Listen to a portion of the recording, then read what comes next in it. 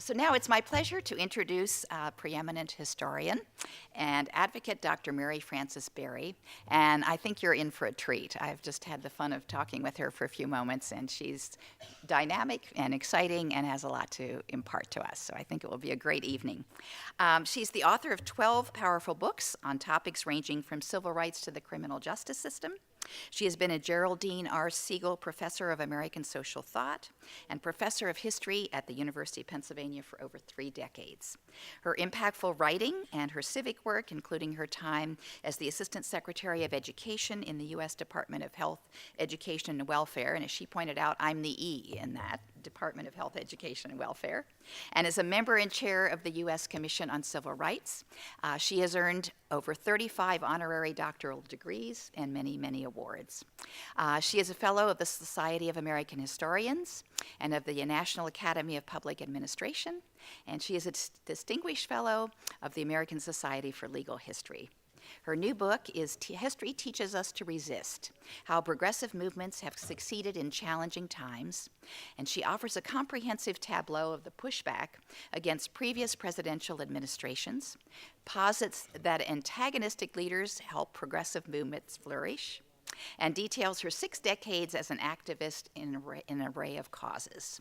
And Publishers Weekly praises, and I quote this one, Berry effectively combines her role as historian and activist to show how previous achievements of social justice were won and to encourage future activists. So we are pleased to have her here with us this evening. We welcome everyone, and please join me in welcoming Mary Frances Berry. Thank you, folks, for coming out. Hi, Maida. I don't know if I would have come out on a night like this, except, you know, going to school all those years in Ann Arbor, Michigan. I understand it. But I appreciate your coming out, and I'm sure we will have, I hope we will have, a very good conversation. The first thing I want to do is to tell you about why I wrote this book. That is, why did I do this book? I did this book because my editor asked me to. I've never done a book before because an editor asked me. And what happened is, after the election in 2016, I had a number of speaking engagements scheduled in December and January and so on. And some of them were at conferences involving a lot of women's groups on issues. And every time I would go to one of these, they had planned a big celebration for the election, because everybody assumed Hillary was getting elected. And so it was supposed to be celebratory. But as you can imagine, it wasn't. And when I got there, I remember one in particular in Massachusetts that I went to. At the dinner beforehand, people kept saying to me that they wanted to tell me how they felt on election night. And each person at the dinner had to tell me how they felt on election night. And then each one wanted me to respond to their personal concern about election night. And for me, it was not very pleasant. But anyway, so I kept trying to think of a message that I could give them. And all I could come up with is, you know, we've been here before. And not in any detail, but we've been here before. And please get up off your do-nothing stool, as my mother used to say all the time. That's what she called it. And go do something. And that was about all I could say. And then my editor called me and said, well, we all have to do something, and I think that there's this book that needs to be written, and you can write it because you not only do the research and you're a scholar and all that stuff, but you've lived it. And so I think you can write this book, so go ahead and write it. And I said, no. I already told you I have already written and published a gazoo articles and 12 books, and I'm not writing any more books because I'm not going on book tour and all that kind of stuff either. And so then she insisted, and I asked my friends and bored them to death at receptions and dinner parties and everywhere, should I write this book? And everybody said yes. So I decided I would try it, and that's to see if there was anything I could say that was useful on the subject. And so then I decided that what the book would be about is what we all did. And some of you out there did some of what I wrote about, too. What we all did, and how did we do it? Because it wasn't just me who did something, or the people I was writing. All of us, we did something. And reminding ourselves, and Geraldine Eiffel, who heads up the NAACP Legal Defense Fund, whose board I've been on longer than I can remember, said to me when she read it for a blurb that it reminded her of all the things that the LDF had done that she had forgotten that LDF had done them. And almost everybody said that. So we're reminding ourselves of what we did, but just sitting down and trying to figure out in historical context, where did it all fit, and how did we do it, and is there anything we can learn from it? That's my purpose. I also know, and as a historian, we tell each other all the time, as one great philosopher said, that the only thing you can learn from history is that you can learn nothing from history. I don't believe that. I believe you can learn something. And so even though times change and no period is exactly like any other period, there are certain human attributes and deficiencies that have not changed over time, and human behavior. So there are certain things you can count on, and you can learn more than you knew already. That's the point. The first chapter that I did, now I'm going to tell you what's in the book. The first chapter that I wrote after the introduction, which sort of sums up where we're going, is about a 1941 protest movement called the March on Washington movement, which was headed up by a guy named A. Philip Randolph. And A. Philip Randolph, who gets too little attention, in my view, was a marvelous man, was the organizer of something called the Brotherhood of Sleeping Car Porters and Maids, and was the first black official in the national AFL CIO, and was a great civil rights leader. And he was upset because the Roosevelt administration, Franklin Roosevelt, would not end discrimination in the defense jobs in the defense industry. And coming out of the recession, a depression, and having the defense build up, there were lots of good jobs to be had. But there was discrimination, racial discrimination. And he asked him to issue an executive order ending it. And he went to meet with him several times. He knew, as did most of the civil rights leaders, Eleanor Roosevelt, and she was the person who was their go-between. I called that chapter that talk about Franklin Roosevelt as a friendly president, because one of the points of the book that I understood as I wrote it and finished writing it, sometimes presidents are supposed to be friendly toward you. They're your political, you support their politics in the main, if you're a Democrat or whatever you are. But just because they're friendly, that doesn't mean that on every issue they're going to agree with you or do whatever it is you think. And they have to be pushed like so-called unfriendly presidents or ones who appear to be neutral. And so the overall picture of FDR was he was a great progressive and he was a friendly president, but he didn't want to do anything about this issue. And he didn't want to do anything about it for several reasons. One was Southern Democrats controlled the Congress, and they made decisions, and he had to work with them, and he didn't want to ruffle their feathers. That was true of Democratic presidents the whole while the Democratic Party in the South was the party of racism.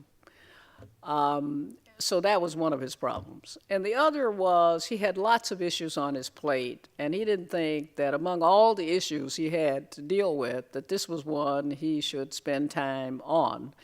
And as the black leaders, led by Randolph, continued to pressure him, he is supposed to have said, although I could not find an exact citation for it, "Make me do it." And Randolph would tell that story sometimes. He wanted to make me do it. So he decided to make him. So what he did was to organize through using his sleeping car porters, who were all over the country, traveling everywhere, and who were somewhat the elite in the black community because they had good, stable jobs, and since they had the union, they made good money. They knew everybody in the communities, organized the people to come to Washington in a march and a protest to demand that the president end discrimination in the jobs in the defense industry. They had other issues that they wanted to work on, like segregation in the military and so on, but they decided to hone in on that one issue. And that was important too. That's the other lesson, which is that it's good to have one issue and something that's simple that you can talk about, and not 25 issues or 5, or so many people forget what it is you were supposed to be doing, or they want to argue about it. So he decided to hone in on that one first. And what happened is people across the country responded in all the big cities across the north and so on, and in the towns in the south. People got ready to come to Washington, to actually come. People, in fact, when Eleanor Roosevelt and some of the White House staffers sent out people to find out whether this was a credible threat, they found that people had rented buses, they had gotten their stuff together, they were ready to come on the day when the signal was given, and that it was real. It was not some made-up thing that they were pretending. And when Eleanor told the president that it was real, he finally decided that he would issue the executive order because he didn't want all those people coming to Washington, and who knew what might happen. And think about how hard it was in those days. Because now, you rent the buses, people can stay at motels, or you get porta-johns, you can do all the things we do when we have marches. But black folks couldn't stay and play. They had to figure out where they were going to stay, where were they going to sleep, where were they going to eat, what were they going to eat, all the logistics of the march. But they worked it out.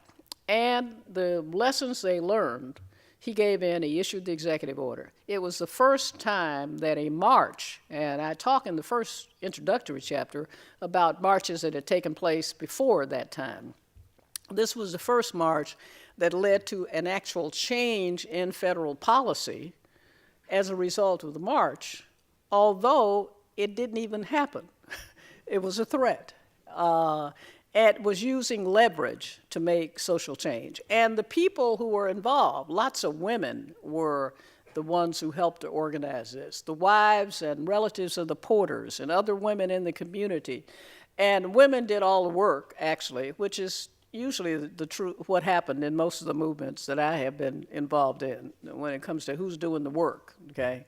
And everybody learned something from that. A. Philip Randolph learned a lot. He used that in all of the organizing from that time on, all up through the modern civil rights movement until his death. And he used it in the March on Washington of 1963. And the women who were involved used the knowledge that they gained in the 57 prayer pilgrimage. There were other episodes that happened all the way leading up to the march in 1963. So people learned lessons of how to do it, what to do, and all of that from that. Okay, so that's a good example. Then I decided that I would go to something that I found somewhat painful at first, which was the anti-war movement, the anti-Vietnam War movement. And I went there because I was involved in the anti-war movement, and I hadn't looked at the events that had happened and studied any of it for years. And I had not because I found it painful. And I wasn't sure whether I could do that chapter, and I really, sort of didn't want to do it. And the reason for that is when I was at the University of Michigan, the anti-war movement, it started there and at Berkeley and at Wisconsin, and SDS, of course, started there. And some of you may have been in the anti-war movement. And we had teach-ins, we had all the things that we've heard about before in the movement. And I really got involved when Martin Luther King made his Riverside Church address, when he talked about the connection between losing the war on poverty and economic justice and the resources and the immorality of the war and what was going on and what was happening to the various military people and so on, and the refugees. And so I was deeply committed to doing something about it. And one day I decided that I wanted to go to Vietnam to see the war for myself. And I didn't know how you made arrangements to go there or what you did. So I wrote a letter to the Defense Department and said, how do you go to Vietnam if you want to see what's going on with the war? And I'm a student at the University of Michigan, and I want to go to the war. They said, you can't. They wrote back and said, you can't. You can only go if you're in the military. Dependents can't even go, or if you're a reporter. So I wrote back again and said, well, how do you get to be a reporter? And they said, if you are a reporter, you must have at least 100,000 subscribers. And I said to myself, how do I get 100,000 subscribers? So I went over to the Michigan Daily, which is the student newspaper at Michigan, and said, how would you guys like to have a war correspondent? And they said, who? I said, me. And they said, yeah, good. We don't have any money if that's what you're... I said, no. They said, oh, okay. All right, you can be our war. And they wrote me a letter saying I was their war correspondent and how many subscribers they had. I think they had about 30,000 or something. And then I went around to all the little towns around Ann Arbor, to all those places, to the newspapers, and said, how would you like to have a war correspondent? And everybody said, fine, as long as we don't have any money to pay you. And they all gave me letters saying I was their war. And the only thing they said we'll require you to do is if you run into anybody who's from here, this little town, or wherever it is, you'll do a hometown news story about that person. And at the end of the week, we would telex the stories back. I didn't know that until I got there. They said, you can send me back stories about any hometown people. And once a week, you should write some column or something and send it back about what you're seeing, what's going on. And so I said, okay. And then I didn't have any money to go to Vietnam. And so then I had to go around and beg them and other people so I could buy a ticket to go. And that's what I did. And I had a ticket, and that's all I had. And I wrote to the Defense Department, sent them all the stuff, and they sent me my credentials, which I still have. And they told me, when you're there, you can go anywhere you want to go, where you see the military. If you can hitch a ride or get on a plane or whatever, you can go anywhere you want to. And when you're out in the field, you sleep wherever the officers sleep. And when you're in Saigon, you're on your own. And that was all they said to me. And so I went, and when I was on the plane, I met a bunch of real reporters who thought it was really funny that I was going over there, funny odd. They said, what are you doing? And they gave me some tips about, where you had to go or what you had to do or whatever. So I got there, and I went down and got my the combat uniform and the helmet and all that stuff and the boots. And I happened to meet a guy on the plane who was a foreign service officer, junior foreign service officer, who started talking to me in Bangkok when we landed there, and he was going back after home leave. And he said, where are you staying in Saigon? I said, I don't know. They said, I'm on my own. And he said, you can stay at our house. There were a bunch of AID officers who had a house with servants and stuff. And so when I was in Saigon, I stayed there, and I brought in all my dirty clothes from the field, and the servants washed them and everything, and I'd get a good night's sleep and then go back again. And so I was everywhere in Vietnam, from down in the Delta all the way up to the DMZ, and with every branch of the service. And went everywhere and saw interesting things and horrific things. And I suppose the two most poignant things that I saw and heard one was talking with the soldiers, the ordinary soldiers out in the field, the grunts as they were called. And I have in the book this one where the black guy, young fella, they were all young, but I was young too then. They were younger. And he said to me, when the reporters talk to me, they never write down what I say. He said, they never write down. You write down what I say. He said, that's why you write it down. They never write down what I say. They come here all the time. How are they going to remember me, he said, when I'm gone?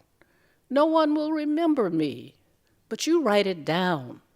And I said, well, I write it down because I'm a newbie and I don't know how to be a reporter, and so I don't know what to do, so I write it down. They don't have to write it. They'll remember every single thing you tell them, so don't you worry about it. And I will never forget you, I said. I will never forget. You're not going to be forgotten.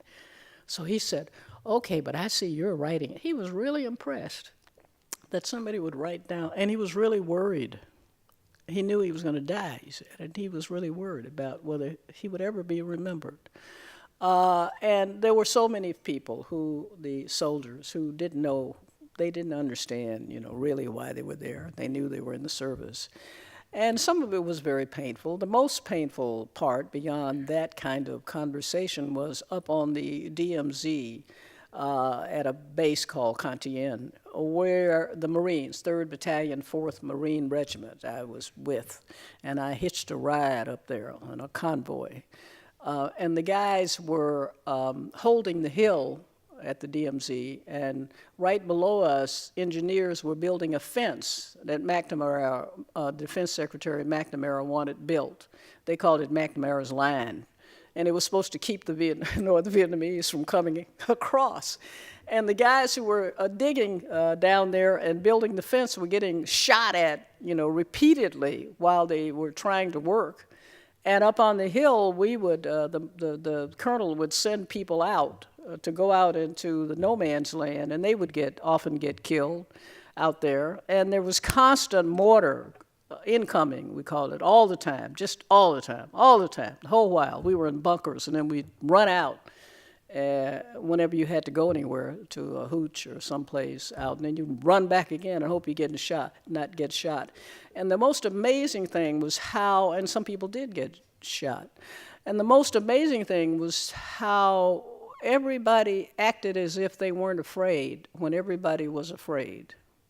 People would walk around, you'd go outside and jump up, it's like, oh, I'm going over there, scared to death, at the same time that you would pretend you weren't. I wrote pieces every week and sent them back, and I met some hometown news people, some of whom died after I sent the piece home. And I would send the pieces home every week, and they usually would start, today I'm in wherever I was, and we're not winning the war. And then when I came back, I went around to all of the VFWs and Chamber of Commerce all over Michigan, speaking to people. This was in the summer of 1967 that I went, about what I had seen. And until I wrote this book, I had never told anybody about being in Vietnam or being in the war. And the only person I ever met who really knew it was a reporter at the New York Times who I ran into at a reception in Washington about 5 years ago. And he said, I was a student at Michigan, and I was the editor of the Daily, and I read a whole bunch of things you wrote that are in the files there. Why don't you ever talk about them? And so for a long time, we thought that those of us who were in the anti-war movement, people I know, we thought we'd failed because the war kept going on even after Lyndon Johnson. So Lyndon Johnson didn't run again, but the war kept going on for years. And it was only when I started researching it again that I found out that Nixon had told Haldeman to monkey wrench the process and keep the North Vietnamese from the peace table when they had agreed in '68 to come to the peace table and to make peace. And therefore the war, because he wanted to win the election. So the war went on for years, and all those people died, and all those refugees were miserable, and people died, and it was terrible. I still think, though, that if the draft had not existed, the movement would not have been as strong as it was. So I learned some lessons from that experience, and I try to say what they are.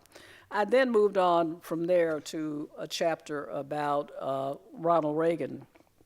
Ronald Reagan is known by most people as this guy with a sunny disposition, big smile, who was an actor and who has an airport named after him in Washington, and a building in every state is named after Ronald Reagan.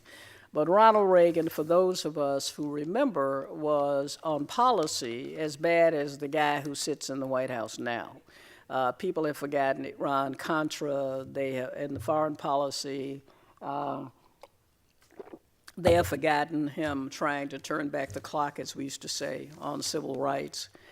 They have forgotten his refusal to do anything about the AIDS crisis, to even mention it until Rock Hudson, who was his friend, died, and then he would. And to do nothing about making medication, when it became available to people who had AIDS at a price that was affordable, and how he tried to give a tax exemption to Bob Jones University, even though it discriminated against African Americans on the basis of race. And then what I wrote about is how the civil rights groups and the human rights groups organized to defeat some of Reagan's policies, despite the fact that he was so objectionable in the way that he behaved. And there were successes. There were something like 9 times that they passed laws overturning things that the Reagan administration had done. We forget things. The environment. So many people forget environmental policy under Reagan. There were Doonesbury columns. You may read. Are there still Doonesbury columns? No. Yes. About what was happening at the Interior Department and what was happening with the EPA. And Ann Gorsuch, who was the mother of Supreme Court Justice Gorsuch, was one of the major culprits in trying to subvert environment policy. And there were people jumping out of windows at the EPA, career people, because they refused to do what they told them to do in terms of letting the environment be desecrated. All over the government, something like 20 attorneys, career attorneys, resigned their jobs at the Justice Department in the Civil Rights Division because they were ordered not to enforce the Voting Rights Act. And even though they didn't have any other jobs, they all left. They said they couldn't stomach it anymore. And all of this happened on Reagan's watch. He, of course, fired me from the U.S. Civil Rights Commission because I insisted on publicly denouncing everything that he did that was wrong. And he fired me, and I sued him in federal district court and beat him. But because the judge said that the Civil Rights Commission was a watchdog and that you cannot fire a watchdog for biting you. But Mr. Reagan, his comeuppance there was mainly because a reporter came to me to say that she asked him why he fired me, and he said, I was served at his pleasure and I wasn't giving him very much pleasure, which she then reported publicly that he had said that. But in the end, he won, because even with all the energy that people used in opposing him and getting the legislation passed and all the rest of it, he got judges appointed to the federal courts and packed the federal courts with judges. Well, I shouldn't say packed. He got them through a legal means. He nominated them, and the Senate confirmed them. And he got them, and the fight wasn't hard enough against those people, and they overturned most of the laws that were passed that the civil rights groups had worked so hard to get passed, which is a lesson for us today about the way the courts are being handled now, and we pay too little attention to that. So in every arena, I mean, on the AIDS question, ACT UP had to engage, and other LBG organizations had to engage in protests and lie-ins and sit-ins and all kinds of things, to going into government agencies and disrupting things to try to do something and to make him pay attention to and his administration to the AIDS crisis. And then I write about his policies on South Africa and the Free South Africa movement, which many people in Philadelphia and at the schools around here were involved in, as well as people on campuses all across the country. When I, along with 2 other people, started a protest at the South African embassy in Washington, which lasted a year and a half, while we worked with members of Congress to get a bill passed to have sanctions on trade with South Africa. And we did that because those of us who were in this movement had been long-term human rights activists on the question of human rights in Africa. And we were in touch with people in South Africa who asked us to do for them what they could not do for themselves. There were plenty of problems to work on in the United States, but they couldn't do anything about the detentions and about Mandela and his colleagues still being in jail and the people who were shot and killed and the children and all the rest of it. So they said to us, if you can get sanctions passed by the Congress of the United States, they've already been passed by some European countries and UN and so on, but the United States is the biggest culprit.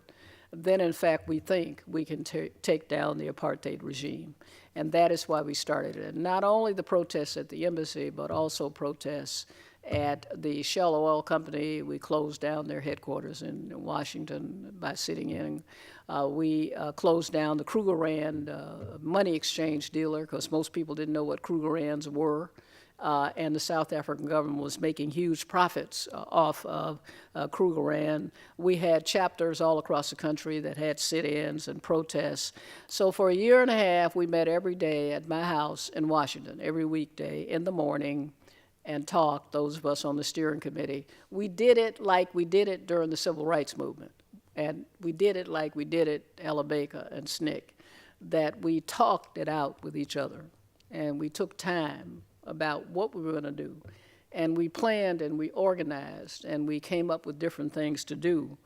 And every day at 5 o'clock for a year and a half, the press could count on at the embassy, there would either be some celebrities arrested or huge numbers of people all at once arrested, who they would then cover as part of the movement. And that we would have other activities around in Washington and across the country from time to time to vary it so that it kept the press attention. And we were able, after a year and a half, to get sanctions passed by the Congress of the United States on a bipartisan basis, and then Ronald Reagan vetoed the bill. And after he vetoed it, what did we do? We spent another 6 months doing exactly the same thing we'd been doing for another 6 months, and we passed the bill over his veto. After that, after about 6 months, apartheid began to crumble. Nelson was released from prison, and apartheid came to an end. South Africa still has many problems, but at least that was a problem that through organizing, and we learned lots of lessons from things we had done before and from that. In George W. Bush's administration, what I talk about is mainly a lot of civil rights issues and concerns and battles, but I focus on the Americans with Disabilities Act, because the movement to get the Americans Disabilities Act was one of the most organized, one of the best organized movements that had occurred in that period. It was so organized. They had learned lessons from in the 1970s during the Carter administration. They had organized to get regulations issued by the federal government under the Rehabilitation Act of 1973, which is the one that says you have to have accommodations, physical accommodations for disabled people. And the Carter administration had been passed, but the Carter administration wouldn't issue the regs. And you couldn't enforce it until you issued the regs. And so the people with disabilities came and sat in at HEW, which was a department. And I happened to be running education for Carter, so I was in the building, and I was part of it, being inside. But Joe Califano was the cabinet secretary. And they had people sit in all around the country at HEW headquarters, division headquarters, to protest that the regs needed. So they got that experience. They had that experience. And they won on that one, because while Joe Califano wouldn't give in, they finally went to his house and protested outside his house, and he finally signed the regs. So they used that experience as well as teaching each other about what to do and what other movements had done. So to use it in the fight in ADA. And at ADA, in the end, when it looked like Congress was not going to pass the bill, no matter what you did on the last few days, that's when the little girl that had was disabled and was in a wheelchair, they pushed her up to the Capitol steps, and she slid out of her wheelchair on the steps, and she crawled all the way up the steps of the Capitol. She crawled to the very top. And then other people started following her, and the Congress went into session and they passed the bill. This was a great fight that they had, and now some people in Congress are trying to gut the Americans with Disabilities Act. After that, we have Clinton, as I call him. What do I call Clinton? He's the adaptable sort of president, the friendly guy. Even though he was friendly too, supposed to be friendly. There were all kinds of problems with him. Everything from don't ask, don't tell, for gays in the military, racial profiling. He refused to issue an order that would have some teeth in it for people who were driving while black on the Jersey Turnpike and other places and getting arrested. And I was in close contact with Clinton because I was chair of the Civil Rights Commission. And so I knew what he was doing and not doing, and I found him to be a pleasant, a very affable fellow. He still is, I'm sure. But he he wanted to show that he was a new Democrat and that he wasn't too liberal. I mean, that was the whole mantra. It's sort of like what we're hearing now about having people who are moderates and don't show your liberalism and whatever. So I talk about that. Now, what did we learn? And then I talk about George W. Bush and him stealing the election in 2000. I think he stole it. And also the Iraq War and the lies about that and the protest movements. What did we learn? What did we learn? We learned, here's what I learned, and I talk about it in the book, that it is policy you should work on when you organize a movement and not on individuals. In other words, saying you don't like some individual is not a movement. It may make you feel good, but it's not a movement. It's policy you should have as an issue.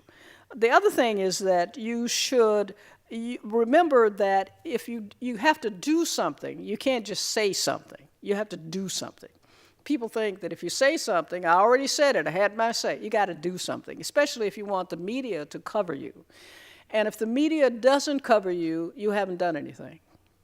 It's maybe sad, but it's true. There were people who had protested at the South African embassy before, but the media didn't cover them. Nobody knew there was a movement to do anything. When we picked and had the night before Thanksgiving to go and sit in at the embassy and refuse to leave, and it got covered because it was the night before Thanksgiving and because people at home, Thanksgiving and Thanksgiving Day, and the news needs to put something on all those cable channels all day long, and so they covered us getting arrested, they covered the story, it became international news. We were doing something. Not only were we doing something, the girl who crawled up the steps, she was doing something, so the media could cover that. When we decided to carry coffins, replicas, down to the embassy for all the people who had been shot and killed that week in South Africa and got handcuffed to the outside of the embassy and got arrested, we were doing something. You have to do something. You can't just, saying something is important, but you can't just say something. Also, marches. A march by itself doesn't change anything. One single march, you say, okay, well, we marched. If you have successive marches, most of the marches, as I told you, that came marches on Washington didn't do anything. The only march I know about in recent memory that really changed something was a series of marches that took place around the issue of pro-choice in the 80s and early 90s. Because they happened one after another. It was sustained over time. And Justice Scalia said in the opinion, I think it was in Casey, that we don't pay any attention to people marching and protesting outside our windows. And I told my students, I said, if he doesn't pay attention, how did he know they were marching and protesting outside his windows? And in fact, Justice Kennedy and Justice O'Connor were influenced by it. So, in fact, you have to do something. Also, what you can do is remember that you have to hook up with politicians if you want policy change. You can always find one or two people somewhere who will carry a piece of legislation or introduce it or do something to give you the momentum so that when your movement flowers, you can push it and get it through. The other is that social media is really good to connect with people and to communicate. You don't have to use ditto machines like we did with little ink all over your fingers, telephone trees or flyers or whatever it is. You can communicate. But remember that you can also be kept under surveillance. by social media. So it's easy to keep you under surveillance. We were kept under surveillance too, but it's easier to do it that way. The other thing is celebrity seeking. There are problems in movements. There are always people who want to join the movement if it looks like it's succeeding and it gets media coverage because they want to be known and make a name for themselves. They may not have anything to do with your movement. Joe Madison was telling me the other day, he's a serious radio guy, who was involved in a movement to end slavery in Sudan, real slavery, not just pretend slavery, real slavery. And he said every time they had a protest, some guy would come just when they were talking to the press and grab the microphone and start talking as if he was in charge. And the press finally thought he was the guy, so they would run over to him whenever they came. He had nothing to do with it and didn't even know what they were doing, but he got his name in the paper. He was on TV everywhere. They were asking him questions. It was amazing. He sort of hijacked the whole movement. But they're also join-ups, I call them. People who want to join and are of goodwill. They just don't understand what it is you're trying to do. With those people, you should be patient. You should explain it to them, get them, incorporate them into the movement. That happened in the anti-war movement when not only the big, so-called big schools, but then people at all kinds of little schools came and said, we want to be, and they all had chapters, and they want to be, and they didn't understand the platform of SDS because they weren't at the conference or any of that, or what we said at the last teach-in. But they could be educated and be important. But the main things to understand if you want a movement to be successful, is to be persistent. Persistence is the biggest thing. When I saw the kids, the high school kids, mobilizing around gun control, and the first day I heard one of them say, well, if we march over to Tallahassee and show the legislators that we want this bill passed, they'll pass it. And I thought, no. And if we march up to Washington and Congress, they'll just pass a bill if we march up there. No, you've got to keep going at it, persistence. And you can also get tired. People get tired after a while in these movements. Ingenuity is important, and surprise. Keep changing what you do to get the media attention. What I said about big groups or celebrities or something. I mean, when Michael Jackson came, one day when we didn't have any big groups, we got Michael Jackson to come. And the media all came because it was Michael Jackson with the glove on and everything. So you do that. Rosa Parks came. We got her to come one day. And the difference there was Rosa Parks, who I'd seen around in things for years and sat and talked with, she was used to not speaking because people always ask her to wave. There's Rosa Parks. Please wave, Rosa Parks. And she would wave at everybody, and that was the end of it. Ladies who sat down on the bus, yes, wave, lady. And we said to her, no, you're going to speak. She said, speak? We said, yes. So she spoke, and she was great. The other thing is that to remember that politics, what is the role of politics, and what does it have to do with the era of Trump? That there's a push-pull process in American politics. You know, things go this way, and then they pull back the other way, and then they go, that's the way it works. So whenever you're in the doldrums about something happening in a particular period, remember that isn't going to last. It's going to change and go the other way. There's always change from one direction. You know, there's a law of physics about that, and it works in politics too. And that protest is an essential ingredient of politics. In other words, voting is important, running for office is important, but it's not sufficient. You have to have protest in order to make social change, policy change. It's an essential ingredient of politics. People are always quoting that thing about the arc of the moral universe is long, but it tends toward justice. You probably heard it. And they usually say Martin Luther King said that, and he didn't. He said it, but when Martin said it, Martin would say, as Theodore Parker, the great Unitarian divine of the 19th century, said, and then he would quote him because he was the one who said it. And Martin always gave people credit for what they did.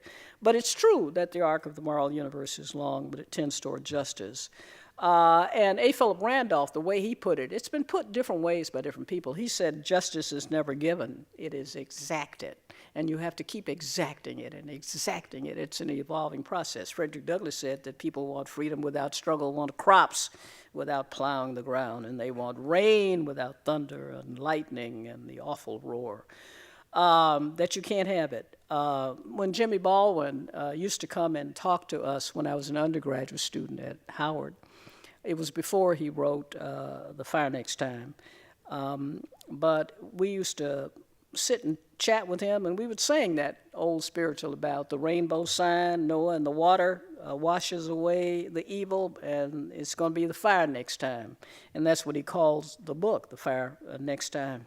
And he used to say to us that every generation has to make its own dent in the wall of injustice, and that that's what people have to do, and that that's what resistance is all about.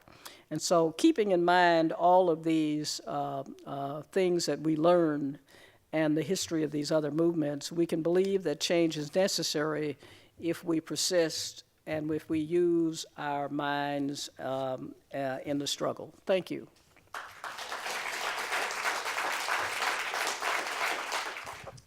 What do you make of the anti-gun Parkland movement seems to have gotten going?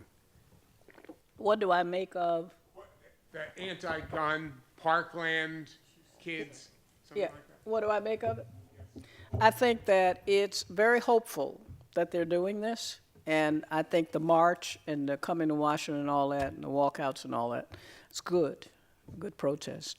And somebody said the kids are too young and why are they doing this? And I had some 10-year-old that asked me when I was speaking last week someplace whether she was too young to, and I said no, because I remember when my little brother, who was 10 years old at the time, he's not little now, when the sit-ins came to Nashville, where I'm from, and Diane Nash, who doesn't get the credit she's due, was involved and was a leader of that. And my little brother walked out of school one day, 10 years old, and had the other kids all follow him to walk down to sit in with them, with the teacher screaming and yelling at them as they went, "Come back! Where are you going? Come back here!" And they just went. And it scared my mother because she didn't know where he was, and they were in jail and all that. But hey, he was 10, he had consciousness. And so these kids have consciousness, and I don't know how long they can persist. And I don't know how many novel things they can come up with. And I hope the inevitability of somebody else at some other school getting killed doesn't happen. When it happens over and over again, people become somewhat numb about what it is. I mean, they care about it, but I think they're doing exactly the right thing. And what they should do is keep it up. And I also think that they should have the courage of their own convictions and use their own minds to decide what they want to do, and people shouldn't try to make them do one thing or another. I don't think so. Talk, if you will, a little bit about how the times right now are really quite different. I mean, I think there are probably a lot of other people in this room who have been in the resistance since the 60s and been doing our part, but it just feels so different now, and I think it's more than just our being old. Yeah. Well, I think part of it is our being old. Because, after you do something over and over and over again, you get tired. Even if you get mental fatigue as well as physical fatigue, even if you don't realize it. And you become somewhat cynical, too, in a way. And so that takes the edge off. And you also know, you have a sense of what the limits are. You think in terms of what the limits are and what you can do. And when you're young, like when I went to Vietnam, I didn't even think about what might happen to me or why are you doing it? None of that entered my mind. Does this make sense? No, I never asked myself whether it made sense or not. I didn't care whether it made sense.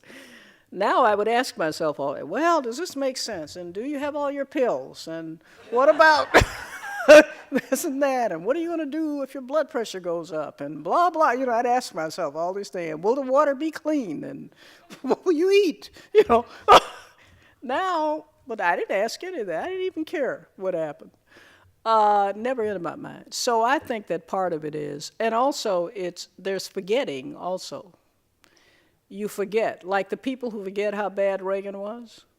And some older people who were around then don't remember how bad he was at the time. I bet you didn't remember all those people jumping out the window and the people who quit their jobs and all the rest of that. See, they're forgotten.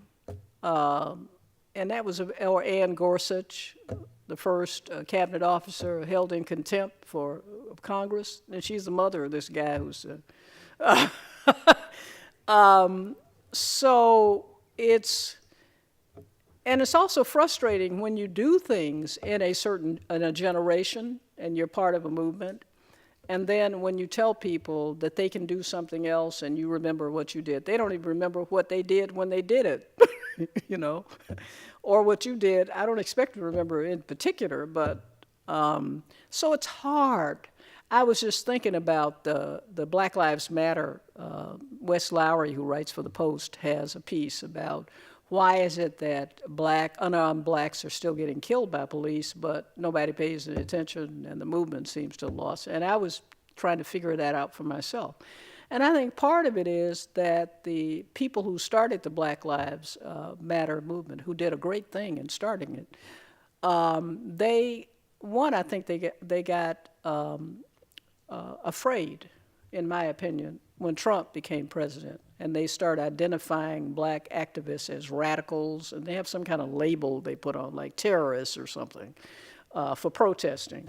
And the way he's taken up the cause of police without any question about what's going on, and fearful of what the wrath of the federal government, which can come down on you when it wants to. I think that's part of it. And when you're fearful, it makes you tired. And when you're tired, you think about things you can do that won't make you such a target. Like you can go work on the census, making sure it's fair, or some issue other than that issue. And when that happens, the torch has to be passed. And that's what Jimmy and Roger Wilkins, my friend, meant when they both said that each generation makes its own dent in the wall of injustice. You don't change the whole thing. But if you make your dent, then if other people make theirs, then there'll be somebody to keep on. So I really think that it's part of its age, part of it's being afraid, part of it is wanting to believe. That's a key too. I just thought of that. Wanting to believe that it was always better, and now it's just this guy who's so bad, you know? We had, everything, people were abiding by democratic principles, and the government was functioning fine, and we didn't have to worry about it, whatever. And now this guy comes along, and look what he's doing. He's subverting democracy. Well, in fact, democracy has been subverted before. I hate to tell you that. Like someone who said to me that if the Russians are interfering with our elections, if they did or didn't or whatever they're trying to find out, Bueller and all that, said to me, well, the United States would never do anything like that. And this person, who is an educated person, one of my colleagues, really believed that. And then I started naming names, I mean, who killed Lumumba in the Congo, and who tried to kill Castro? And I was in Egypt when the elections occurred, when the Muslim Brotherhood got elected. Who interfered with the process there? Who put Morsi in prison? Who supported the guy there who's doing it? And I asked them all these questions. And then they said, oh. But it's something that, and when it's in what we consider our best interest, we want it done.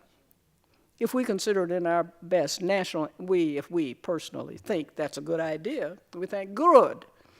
But that doesn't mean countries do that. They do that on their own interests. So this guy may be bad, which is why I said I organize around policy.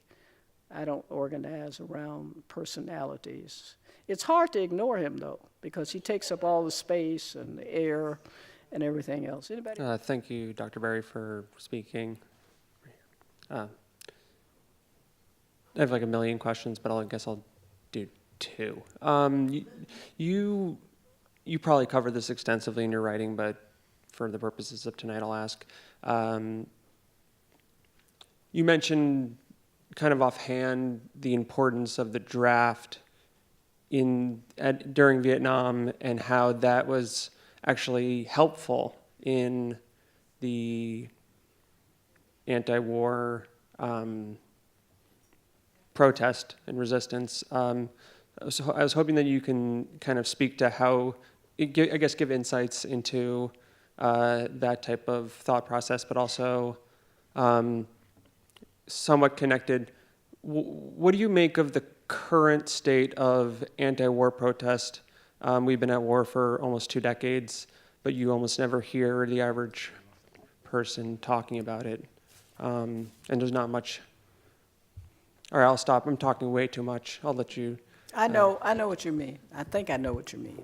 If I don't, tell me I didn't understand you. But the reason why one of the reasons why we don't have successful anti-war movements is because we don't have a draft, okay? There's no compulsion for anybody, so we say that all those people volunteered to go over there and get killed. Tough. Maybe they won't get killed. Oh, well, if we think about them at all. And I remember a few years ago, some of us whose names had been mentioned more than once in the media got letters from some guys who described themselves as the amputees. And the letter said, we are in Walter Reed Hospital in Washington, and we are amputees, wounded in the war. And they talked about various amputations and what had happened to them. And they said, no one ever talks about us or mentions us. And we're being treated horribly over here. And why is it that no one ever, can you do something to help to bring our plight to the attention of the public? And a lot of us got letters like that. And some of the members of Congress who got letters like that, tried to make inquiries.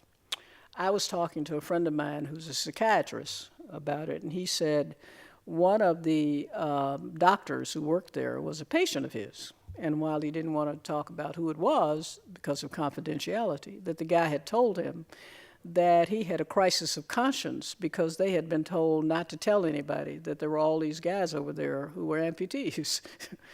And that they didn't want to discuss the issue because the public would be upset if they knew that all these people had been wounded and all the terrible shape they were in.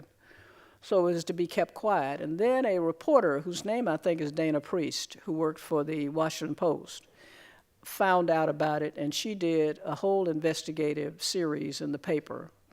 And she got a prize for it, in which she disclosed all of these people over there and what they were about and what they were doing. But the military had sworn the doctors to secrecy, and nobody was to discuss the enormity of it. And that was because they didn't want the public to be disgusted with the war and to start talking about what was going on with it. I think if there were a draft, then people would be more concerned about the various wars. We've been in wars, well, longer than, over and over and over again. And most of them for reasons that nobody really understands except the people who decided we should go do it. And so many people have died, and so many people who are civilians have died, so many of our military have died. But since there's no risk except for those people who volunteer. So that's what I meant. There were people in the anti-war movement who were concerned about it for moral reasons. I didn't have to worry about being drafted. I was concerned about other people who were drafted and who came back with what we now know as PTSD, post-traumatic stress syndrome, but we didn't call it that. And there were so many people whose lives were ruined who were drafted, and so many people like the young kid I saw who didn't know what they were there for or what they were doing and who died. But yeah, I think if we had a draft, we'd have more attention paid. Can you talk about your experiences in, at the Civil Rights Commission and whether you feel that that was positive, whether you were able to affect change there through the system? Yeah. I think that we, at the time, were able to let the public know what was going on in the administration and therefore helped the civil rights groups that were mobilizing at the grassroots level to get legislation passed, to overturn a lot of the bad things that happened. By disclosing and being able to have subpoena power and to get information, we were able to help them. But we weren't able to actually make change because we could make recommendations, but we couldn't force anybody to do what we did. And also, after Reagan fired me, and I sued him, got back on, Congress did what it always does. It passed a piece of legislation, which was a, quote, compromise, which made the commission have a balanced group with one party in power for a couple of years, and then the next one in power for a couple of years, and the next one in power for a couple of years, which meant that even if you did something positive, when the next group came in, since we're so polarized in this country, they would just get rid of what you did and do something else, and you just keep seesawing back and forth, and it's been that way ever since. And it also requires people to run it who have something that I unfortunately have that many people do not have, which is not really caring about what happens to me. You see, most people care about their careers, about what's going to happen to them or whatever, but I'm so stupid that I don't really care. So I will just do whatever, whatever I think needs to be done. And other people are always thinking about, well, what's my next job or what I'm going to do there, and they don't want to appear to be, quote, radical. So it's a two-edged sword. Thank you very much.